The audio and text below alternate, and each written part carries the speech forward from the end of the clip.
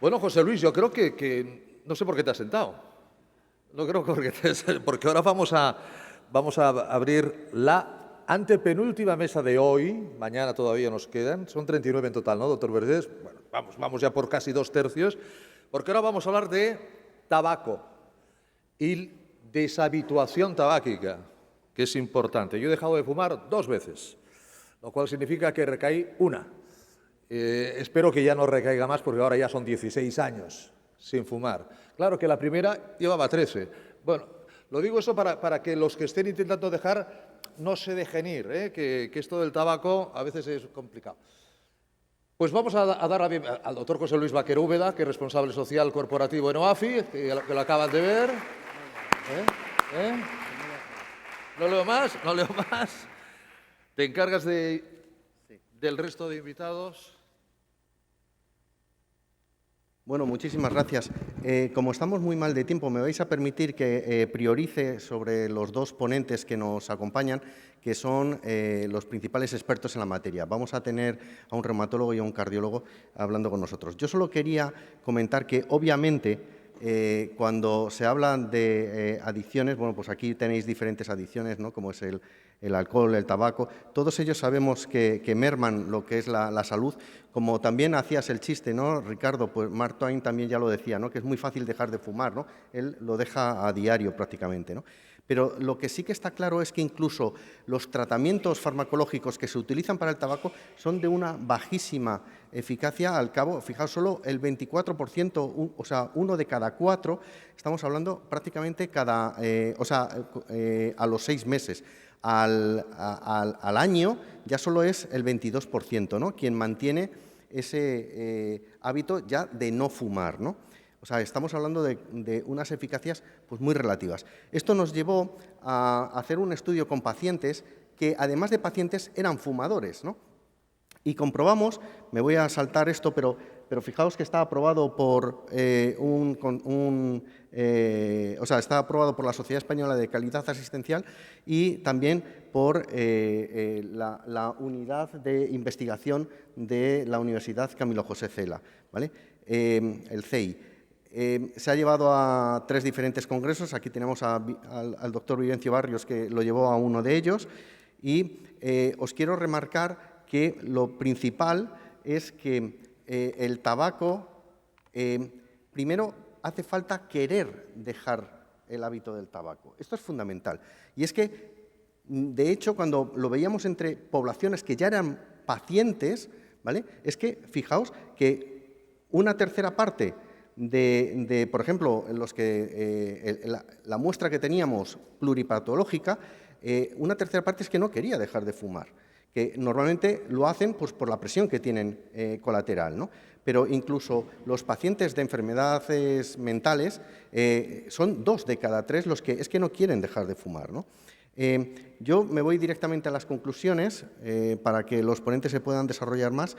Solo os quiero decir que desde luego, lo que está clarísimo es que se debe desanimar al consumo de tabaco. Esto no nos cabe duda, no nos malinterpretéis, pero se tiene que dejar, o sea, tiene que quedar muy claro que el tabaco mata, que no se debe fumar. Ahora, démosle soluciones también a aquel que ya fuma, que quiere dejar de fumar y que no puede.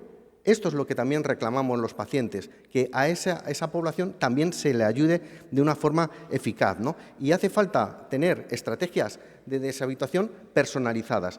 Y otra cosa que debe también valorarse son las diferentes alternativas que hay que te ayudan, por un lado, a la deshabituación, pero sobre todo, por lo pronto, ya te reducen el riesgo. Y esto es importantísimo. O sea, si no puedes dejar de fumar, de consumir tabaco, por lo menos deja de fumar y consume el tabaco de una forma que sea menos perjudicial, ¿no? Esto, fijaos, este cartel ha estado en el Ministerio de Sanidad muchísimo tiempo, ¿no? Pues francamente, de verdad, objetivamente, no es lo mismo todo. Todo no es lo mismo, todo no hace el mismo daño. Por supuesto, lo ideal es no consumir ninguno, pero seamos razonables y al menos conformémonos con aquello que reduce el riesgo, que reduce el daño, ¿no? Entonces, esto es algo que yo creo que se va a poder desarrollar ahora más a continuación. Contamos con el doctor Antonio Naranjo, reumatólogo, que se va a conectar de forma telemática, está en Canarias, en el Hospital Dr. Negrín, y no sé si está. Y el doctor Vivencio Barrios, que le tenemos aquí. ¿Qué tal, Antonio? ¿Qué tal? Muy buenas tardes. Pues ya se te ve perfectamente, se te oye, y si te parece, compartes pantalla y nos das tu visión. Hay pocos reumatólogos que tengan realmente estudios hechos precisamente sobre el tabaco y las enfermedades reumatológicas. Sin embargo, el doctor sí que la tiene y va a ser un ponente de lujo el que tenemos aquí ahora. Gracias. No, pues muchas gracias, José Luis. Yo, la verdad es que este tema me encanta y creo que es muy interesante y estoy totalmente en línea con la introducción que has hecho. Ahora, bueno, un poco lo desarrollaré un poco más a continuación. Bueno, quiero introducir diciendo que sobre el hueso el tabaco no es nada positivo. Las células del hueso, las más importantes son el osteoclasto y el osteoblasto, células que remueven el hueso viejo, otras que lo forman, es un ciclo continuo.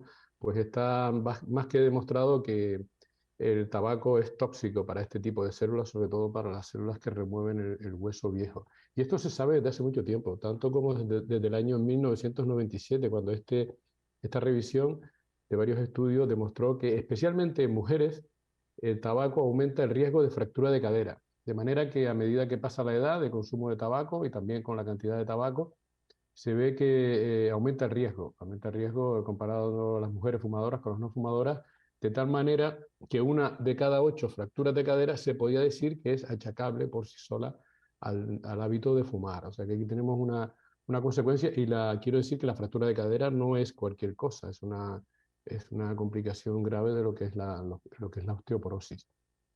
Existe una herramienta internacional que es la herramienta FRAX, que la utilizan mucho los médicos, sobre todo médicos de la órbita de atención primaria y médicos interesados en el metabolismo óseo, y que incluye el tabaco como uno de los ítems para conocer el riesgo que tiene un paciente. O sea, esto se utiliza para ver si el paciente determinar si necesita una prueba densitométrica o también para elegir el tipo de tratamiento que se le va a aplicar, el tratamiento más subcutáneo, más intravenoso o simplemente un tratamiento por vía oral. El tabaco aparece aquí como uno de los factores.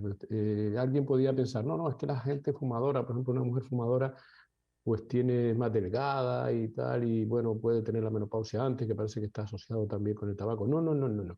Es un factor independiente, o sea, absolutamente independiente de otros factores conocidos, como viene ahí en la gráfica, menopausia precoz, corticoide, antecedentes familiares. Y aquí tenemos más o menos qué es lo que ocurre. Y sobre todo en mujeres, sobre todo para fractura de cadera. Vean que aumenta un 50%, una mujer de 65 años, comparado con la no fumadora, un 50% el riesgo de tener fractura de cadera. Ya para el resto de fracturas hay un aumento muy pequeño. El aumento también existe en varones, pero es menor, es más o menos del 29%, especialmente en fractura de cadera.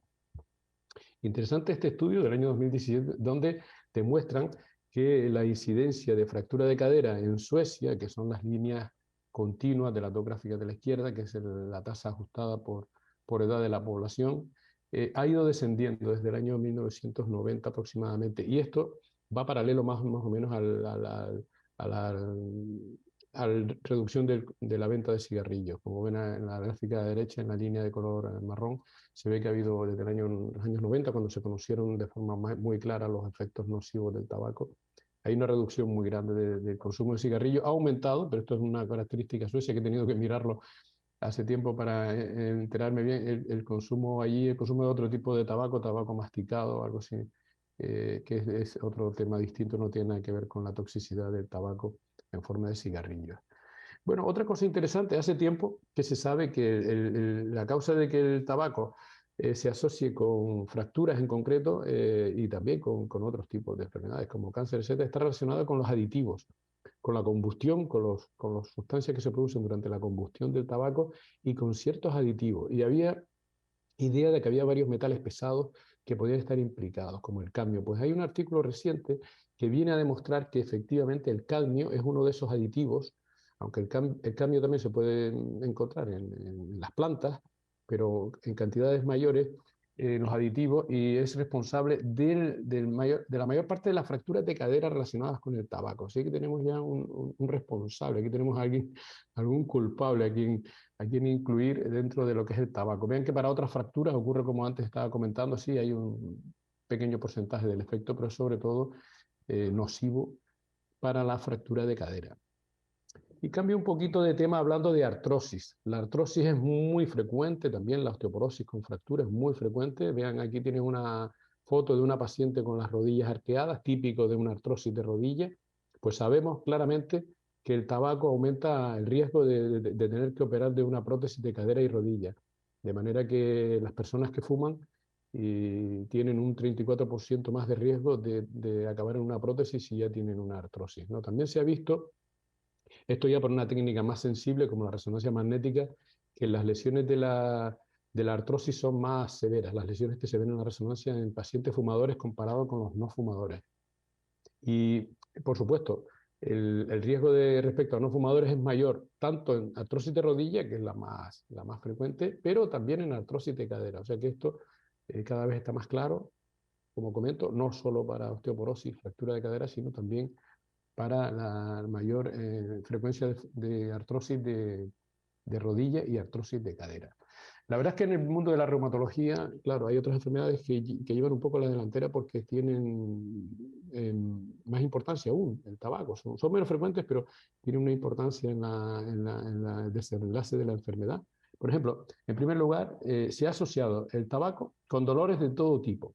Dolores postoperatorios, dolores de columna de cualquier tipo, incluyendo artrosis, y dolores de miembros, o sea, dolores de rodillas, etc. O sea, que la persona que fuma, en principio, tiene más dolor a igualdad de enfermedad reumática, por decirlo de alguna manera. Luego, este que comentaba antes, artritis reumatoide, es un factor muy relacionado con un tipo de artritis reumatoide con factor reumatoide positivo. Además, una vez el paciente tiene la enfermedad, si sigue fumando, el pronóstico de la enfermedad es peor. Y esto es un aspecto interesante que me ayuda a convencer a los pacientes. Algunos pacientes se quedan sorprendidos cuando digo, y además el tratamiento es menos efectivo. Y esto cuando una enferma ha estado mal, con una artritis ha estado mal, abre los ojos y dice, pues es menos efectivo el tratamiento. Bueno, es un argumento para animarlos también a dejar de fumar.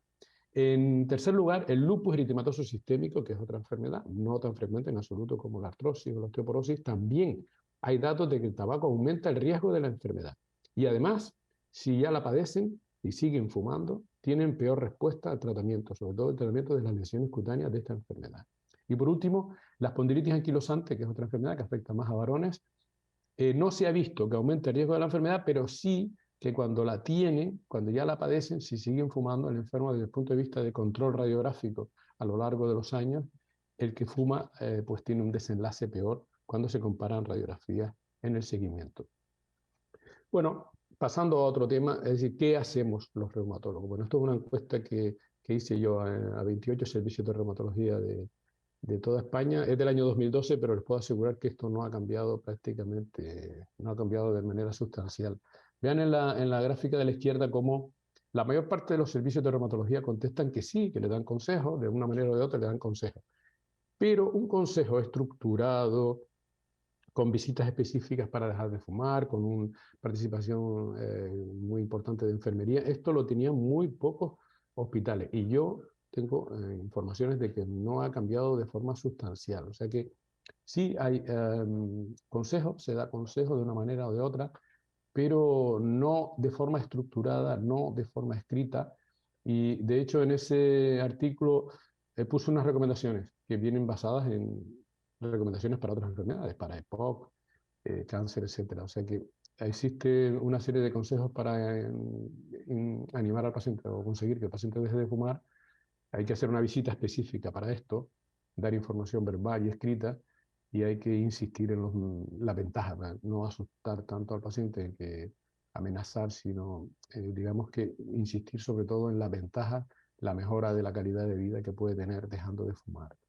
Y hay que hacer un seguimiento, hay que hacer unos test, bueno, todo esto es una cosa bien conocida dentro de lo que son las consultas para dejar de fumar.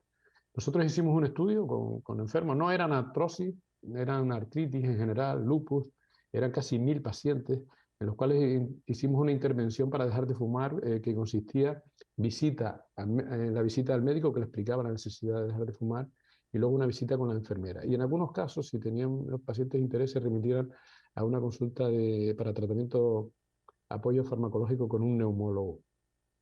Vean que de todos los enfermos que tuvimos, el 19% fumaban. La mayoría de ellos aceptaron la intervención, es decir, aceptaron participar no solo en el consejo del médico, que era verbal y escrito al final de la consulta, sino que además se remitió a una consulta con la enfermera para una visita específica para explicar todos los detalles de dejar de fumar, ¿no? Vean, el resultado lo tienen en la gráfica de la derecha, es un 15,7% al año que dejaron efectivamente de dejar de fumar. Bueno, para nosotros fue un poco decepcionante, pero luego viendo lo que ocurre en otras circunstancias, vimos que no estaba tan mal. Muy pocos enfermos utilizaron fármacos, parches de nicotina o Champix en aquel momento, muy pocos. Esto era básicamente con consejo de médico y enfermera. Vean que comparado con la deshabituación en los 5 años previos al programa, pues es mayor, o sea que es mayor. Y otra cosa interesante es que el 19% redujo al 50% el consumo, o sea que tenemos un 16% que dejó completamente de fumar y un 19% que redujo al 50% o más a los 12 meses, con lo cual tenemos un poco más de un tercio de los pacientes que se consiguió o reducción o abandono del hábito de fumar. Los pacientes que más éxito tuvieron fueron los que tenían menos dependencia, esto evaluada por cuestionarios, y aquellos que habían tenido algún intento previo de abandono. Para finalizar, decir que la Sociedad Española de Reumatología no tiene unas directrices concretas para lo que es la consulta, porque esto ya depende de cada hospital. Yo quiero recalcar aquí el papel de la enfermería, esto es fundamental, o sea que hace falta más enfermeras y más dedicadas que puedan tener tiempo disponible para consultas específicas de deshabituación tabáquica, tanto en primaria como por ejemplo, en reumatología. Y lo que ha hecho la Sociedad Española de Reumatología desde el año 2017, coincidiendo con el Día Mundial Sin Tabaco, fue poner en marcha una campaña donde participaron personas populares de la televisión, etc. La campaña se llamaba Por tus huesos no fumes. Y lo que intentaba era dar visibilidad a los daños que produce el tabaco en el sistema inmunitario y músculo esquelético. Aquí están algunas de las personas famosas que participaron en esta campaña, que se sigue repitiendo, pero va dirigida en general, a la población general, ¿no? Va dirigida a la población general, sensibilizarla para que de algo que no creo que sea muy conocido, de que el tabaco también es nocivo para el sistema musculoesquelético. Y nada más, muchas gracias.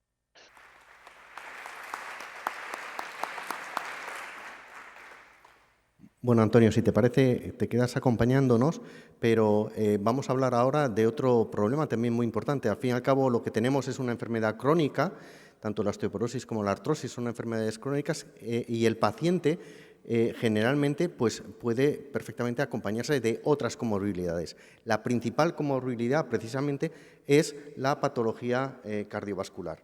Y tenemos la suerte de contar con el doctor Vivencio Barrios, que nos va a hablar también de este efecto del tabaco, sobre esa comorbilidad, esa importantísima comorbilidad que afecta también a los pacientes con osteoporosis y artrosis. Muchas gracias.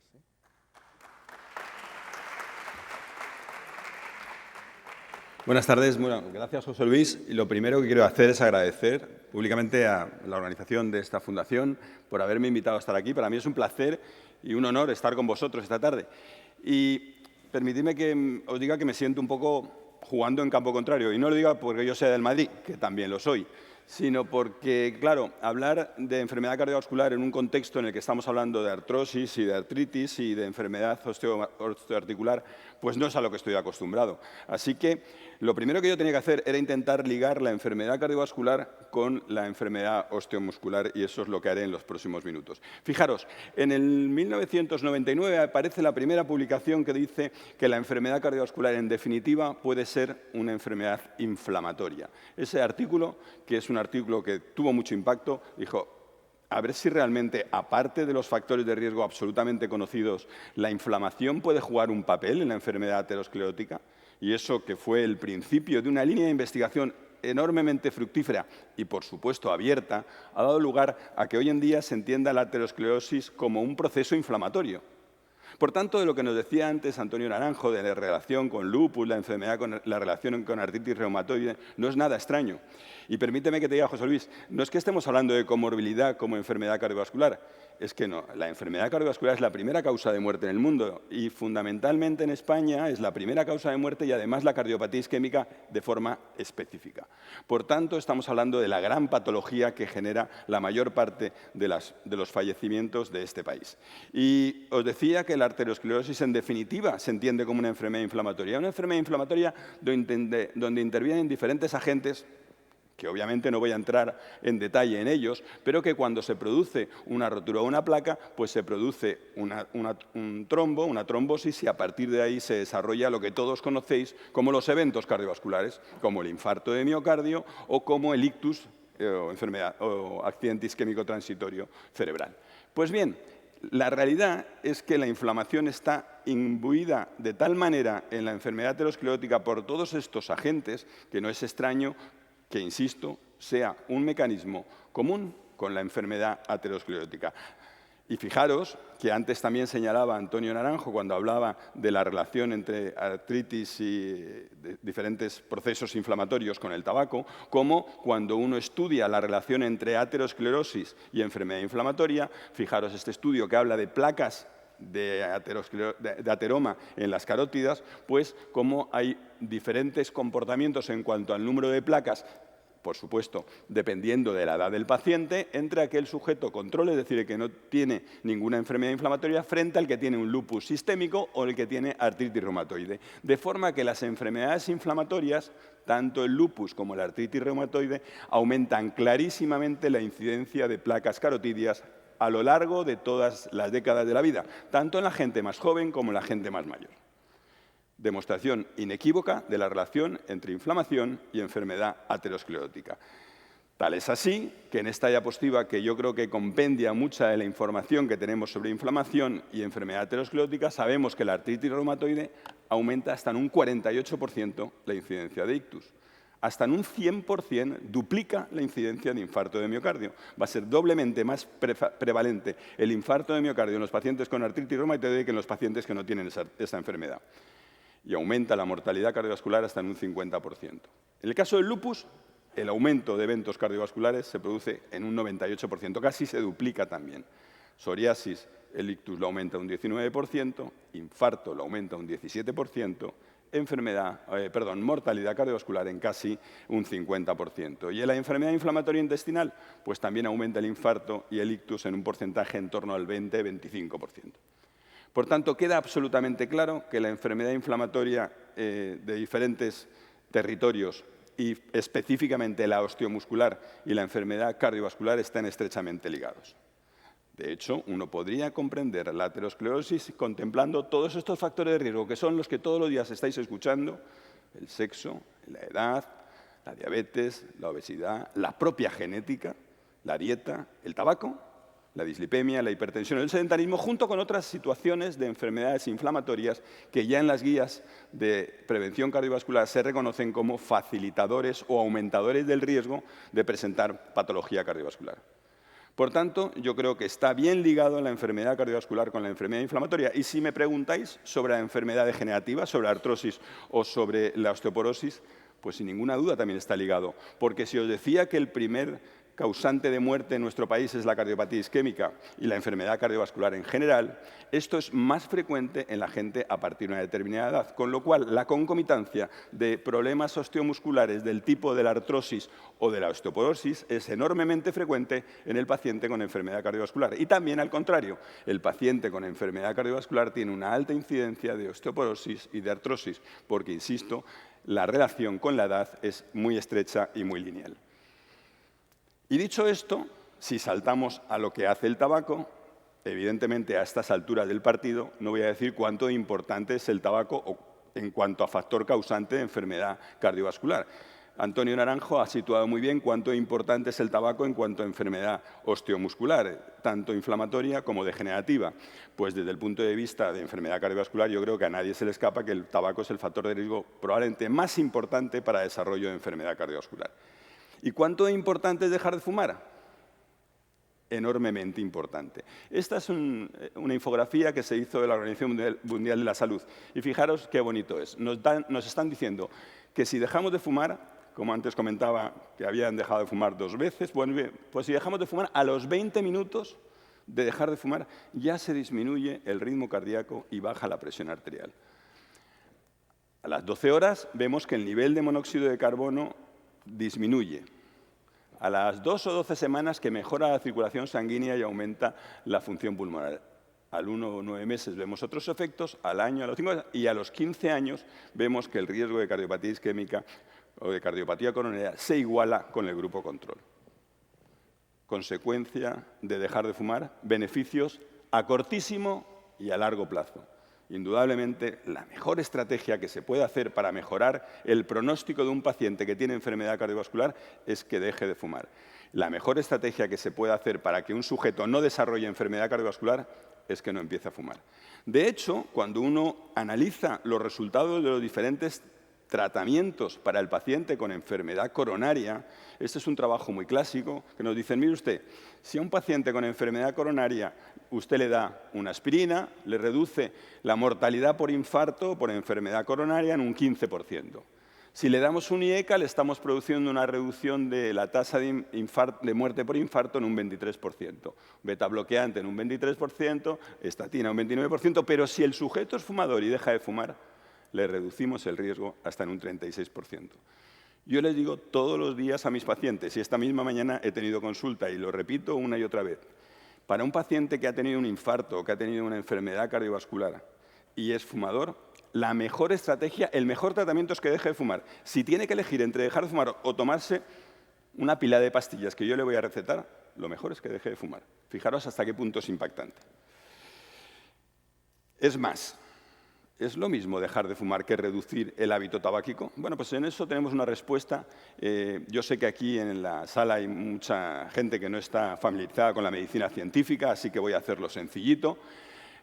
En cuanto a la pregunta, ¿es lo mismo dejar de fumar que reducir el hábito tabáquico? Pues como digo, hay una respuesta en una publicación del año pasado en la Revista Europea de Cardiología, que hoy en día es la de más prestigio a nivel cardiovascular.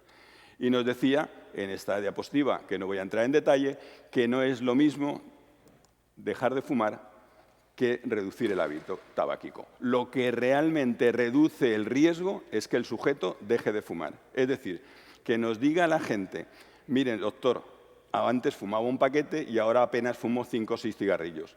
Eso no basta. Evidentemente, es un primer paso, pero no basta. Lo que realmente le va a mejorar el pronóstico es que el sujeto deje de fumar de forma completa. Un cigarro no hace 20 veces menos daño que 20 cigarros. Un cigarro hace casi el mismo daño que 20 cigarros, aunque parezca mentira. Y hay trabajos que lo publican, que lo demuestran de forma fehaciente. Por tanto, consejo claro, el sujeto que tiene enfermedad cardiovascular debería dejar de fumar por lo civil o por lo penal. Y el sujeto que no tiene enfermedad cardiovascular debería no fumar por lo civil o por lo penal para no tener enfermedad cardiovascular. ¿Y qué se debe hacer en cuanto a la estrategia de cómo plantear ante un sujeto que viene a la consulta y se maneja el problema del tabaco? Pues la Sociedad Europea de Cardiología estableció estas 5 AES. La primera, parece una tontería, pero el médico que se enfrenta a un paciente o que se enfrenta a alguien que viene a la consulta, lo primero que hace es preguntar. A de ask, preguntar. Pregúntele usted si el sujeto fuma. Segundo, advertir. Evidentemente, si el sujeto fuma, debes decirle inequívocamente que debe dejar de fumar por su salud y por su beneficio. La tercera, valorar. ¿Cuánto de dependiente es el sujeto del tabaquismo? ¿Cuánto de dependiente es un sujeto que fuma esporádicamente en los fines de semana cuando sale de copas o es un tipo que se fuma paquete y medio cada día? No va a ser igual. La cuarta, de asistir. Evidentemente, ayudémosle a que cese el hábito tabáquico con todas las estrategias que tengamos a nuestro alcance. Como digo, por lo civil o por lo penal. Y por último, arreglar un calendario. Vamos a hacer entre todos que usted deje de fumar y vamos a marcarnos una agenda. Esta es la historia. Y esto está muy bien. Pero ¿qué pasa en el mundo real? Antonio Naranjo ya lo ha dejado vislumbrado en una diapositiva. Cuando uno va a las prácticas, resulta que las cosas no son tan fáciles. Y cuando uno va al mejor tratamiento farmacológico que hay en este momento en el mercado, porque ha sido el que ha demostrado mejores beneficios, que es vareniclina, vemos que la tasa de reducción, o sea, la tasa de cese de tabaco es solamente de un 15%. Es decir, muy poquitos sujetos dejan de fumar con las pastillas, por muy interesantes que puedan ser. ¿Debemos dejar de utilizarlas? Por supuesto no, debemos utilizar estos fármacos, debemos utilizar todo, pero no esperemos unos resultados espectaculares. El que deja de fumar así, maravilloso, pero hay un porcentaje importante que no va a dejar de fumar.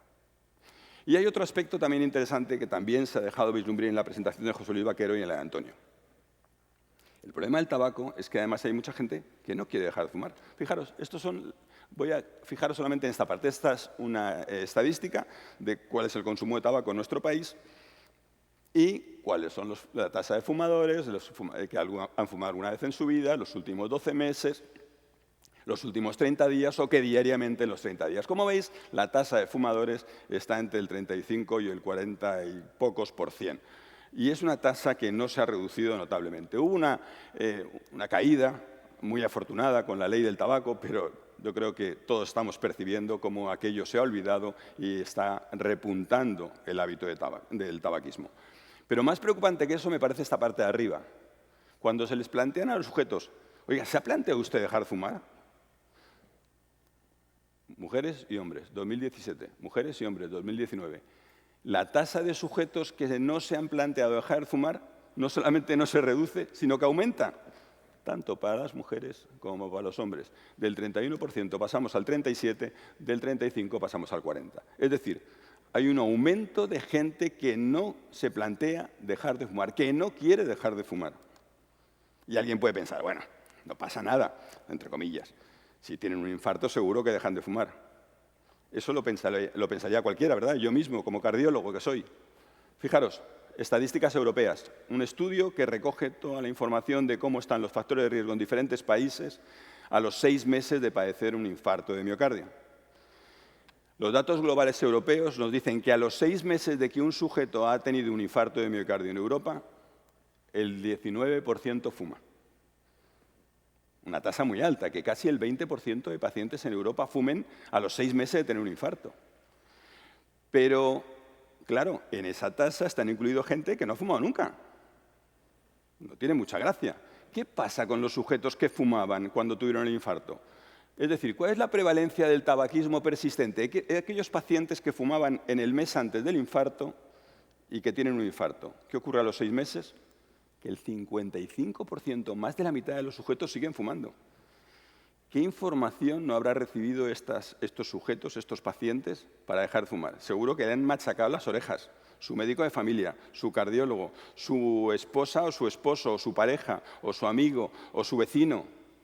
Y aún así, después de un infarto, a los 6 meses, fijaros lo que puede ocurrir más tiempo adelante, es decir, cuando todavía está fresco la sensación que ha tenido del infarto, más de la mitad de los sujetos en Europa siguen fumando. España está un poquito mejor, 34%, pero aún así muy preocupante que haya una tasa de fumadores persistentes tan graves y tan alta a pesar de haber padecido un infarto de miocardio.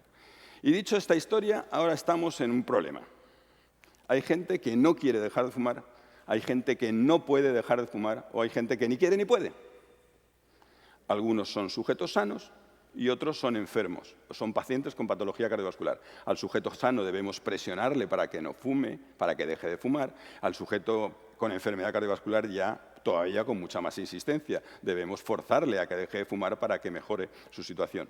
Pero en esa situación en la que no hay absolutamente ninguna posibilidad y hemos agotado o hemos quemado todas las naves, ¿hay alguna alternativa? Pues sí, hay alternativas. El tabaco calentado o tabaco sin combustión, el snus, que le ha comentado muy brevemente Antonio Naranjo, es una forma de administración de tabaco que se absorbe por las encías y que se utiliza en Suecia. Y fijaros, aunque el snus ha aumentado, las fracturas han disminuido. Por tanto, eso nos está diciendo que el tabaco, como tal, no es el principal causante de los problemas. El producto en sí, evidentemente, no es inocuo. Tiene nicotina. Pero hay otros agentes mucho más graves que se producen con la combustión del cigarro. Y, por tanto, algunas alternativas, como el cigarro calentado, que no se quema y que va a una temperatura muy inferior, produce una situación absolutamente distinta.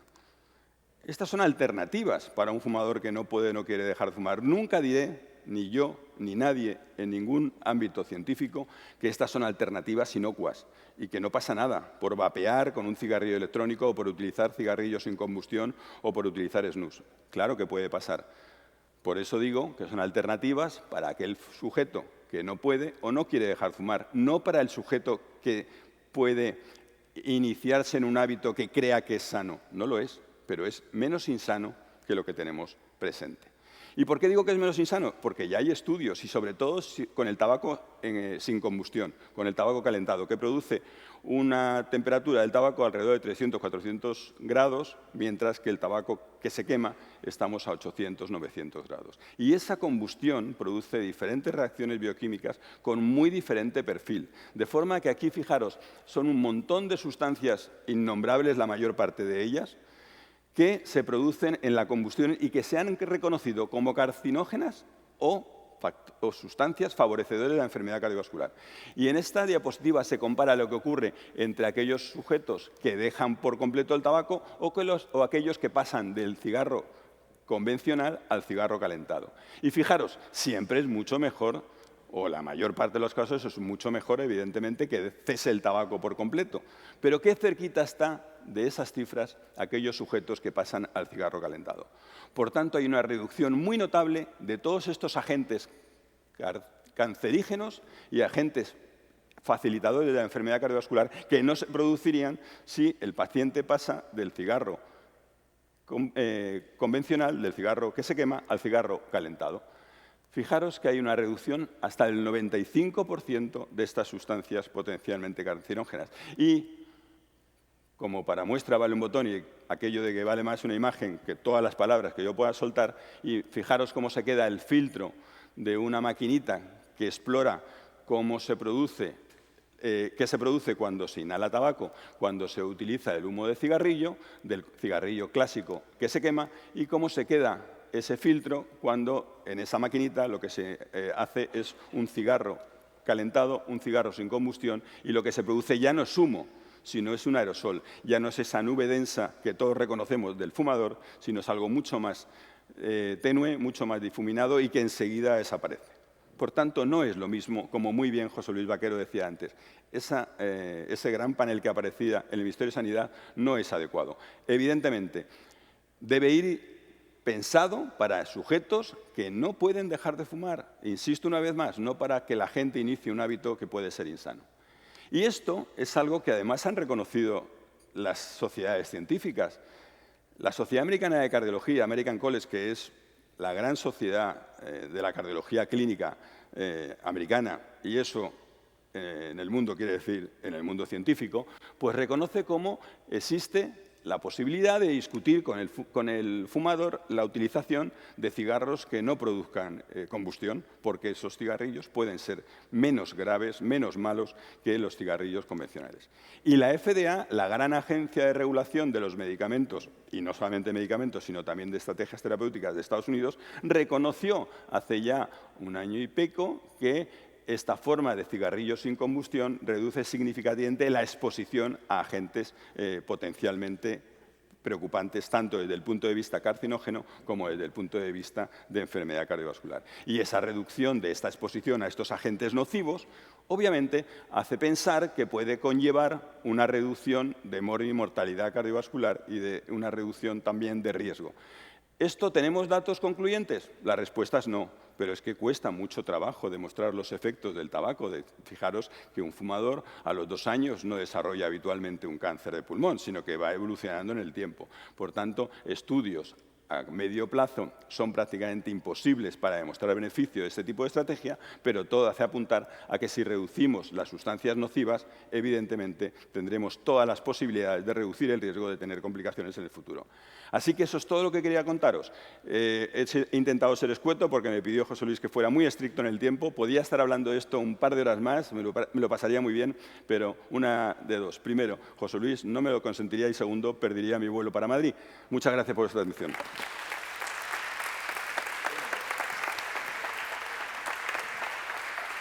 Bueno, pues muchísimas gracias. Como sabéis, estamos yendo fatal de tiempo, pero sí que el doctor Vergés quería hacer una pregunta. Así que, si os parece, le damos ese micrófono. Buenas tardes. La verdad es que felicitaros al doctor Naranjo y al doctor Barrios, que habéis hecho una presentación los dos magistral. O sea, que os felicito y en nombre de todos los pacientes que representamos a Fiacosar, muchísimas gracias, ¿no? O sea, realmente un privilegio teneros aquí. Nada más un comentario, ¿no? Y sería un poco... Fíjate, los datos que has presentado, doctor Barrios, en la artritis reumatoide es exactamente igual en la artrosis. No. Sí, no. Sí. Nosotros tenemos los últimos trabajos publicados, ya te los pasaré, en los cuales dijéramos, la artrosis, aunque es un componente inflamatorio bajo, ya te pasé los datos, ¿no? Pero tienen el riesgo cardiovascular parecido a la artritis reumatoidea. Y de hecho, uno de los temas que nosotros vamos, y que esta mañana justamente con Román Feixas Pamias hemos comentado, ¿no?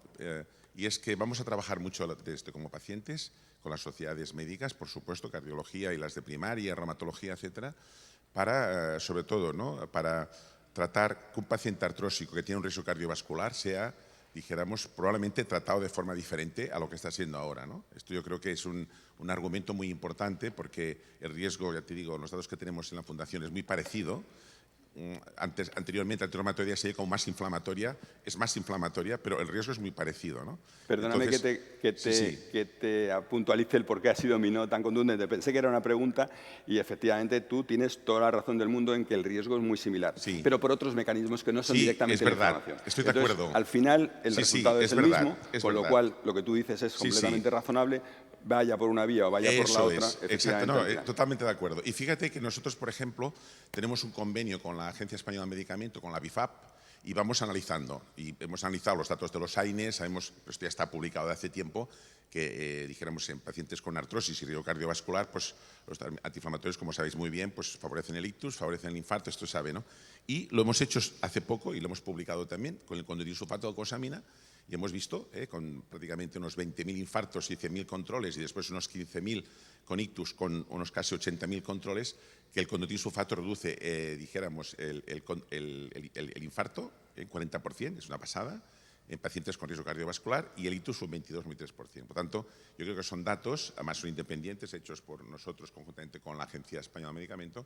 Y claro, yo creo que es un tema muy importante para poder difundir, ¿no? Porque uno de los problemas que tenemos es que, como sabéis muy bien, la terapéutica de la artrosis es muy corta, tenemos pocos tratamientos y, claro, como es una enfermedad crónica, como sabéis muy bien, pues claro, no podemos dar antiinflamatorios así como estamos a veces utilizando, ¿no?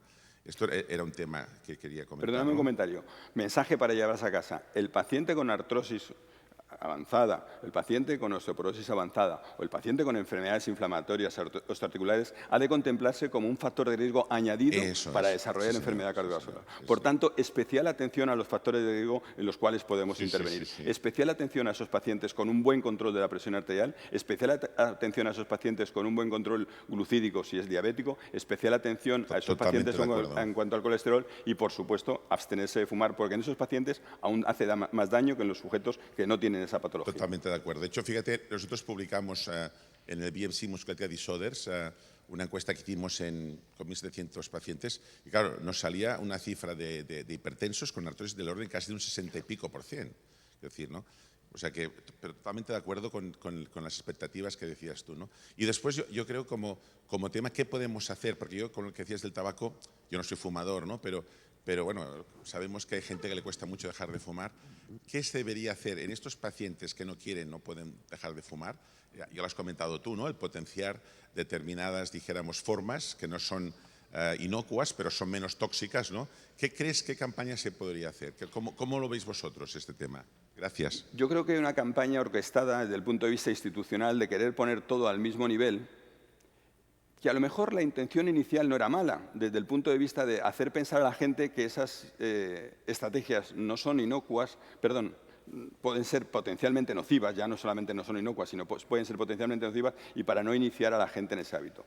Pero se ha cometido un error absolutamente bárbaro, porque se ha puesto al mismo nivel el cigarrillo normal que el cigarrillo sin combustión o que el cigarrillo electrónico. Y eso nos ha llevado a poder denostar el avance en la actitud terapéutica ante determinadas personas. Ante determinados sujetos que, como he repetido varias veces a lo largo de mi charla, y vuelves a comentarlo tú, no pueden o no quieren dejar de fumar, a mí me parece absolutamente recomendable plantearle que si no se ha podido conseguir por otras vías, por lo menos utilice la vía menos mala. Es el último vagón, que yo siempre digo, el último vagón del tren, después de haber agotado todas las medidas, pero indudablemente hay un montón de pacientes, y no son pocos, que están en ese saco. Fijaros, 55% siguen fumando a los 6 meses. Imagínate los que siguen fumando a los 3 años, cuando ya se han olvidado de su infarto. ¿Y qué no habrán recibido de mensajes y de medicación? Todo. Por tanto, hay un porcentaje importante a la que no se le puede dejar solo.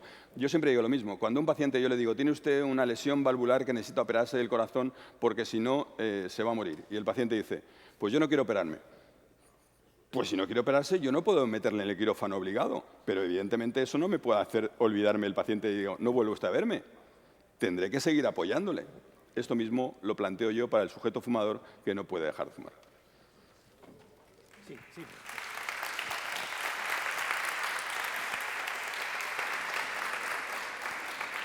Sí, Antonio, eso quería decirte ahora mismo, que si querías tú también comentar algo sobre esto.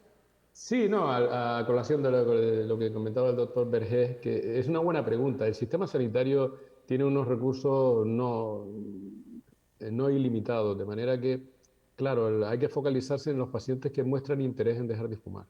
Y a los que no tienen tanto interés o no tienen ningún interés y están encantados con seguir fumando, yo les pregunto, ¿y usted disfruta los cigarros? Me lo encuentro más en mujeres, pero bueno, no sé si es una percepción mía o es una cosa que es habitual, pero disfrutan todos los cigarros que se fuman. Y estos pacientes, pues claro, hay que darles la información, pero insistir con visitas sucesivas, pues digamos que no sería el perfil más adecuado, porque el éxito se consigue sobre todo en pacientes que están predispuestos y como he demostrado con el estudio que comenté antes, en pacientes que lo han intentado antes y pacientes que lo han intentado previamente. Muy bien. Bueno, pues vamos a tener que interrumpir aquí la mesa, la interesantísima mesa. Muchísimas gracias, Antonio Vivencio. Solo comentaros que, como sabéis, si alguien quiere también hacernos llegar cualquier pregunta, os ponéis en contacto con OAFI y nosotros os daremos cumplida respuesta, ¿eh? Muchísimas gracias.